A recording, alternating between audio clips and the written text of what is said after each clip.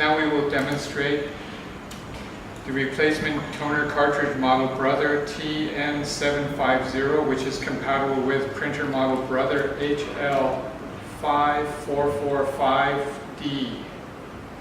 First, we will gently shake the toner cartridge to evenly distribute the toner powder.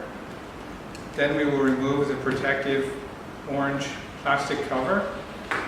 Then we will insert the toner cartridge into the toner carrier. Once that's inserted, then we will unlock this tab and gently swipe 2 or 3 times, and be sure to return it to the locking position on the left. Now we will insert the toner cartridge assembly into the printer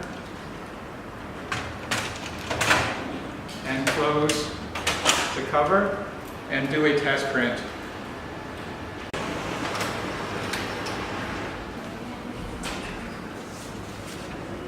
And here is our test print for replacement toner cartridge model number Brother tn750, which is compatible with printer model number Brother HL-5470DW.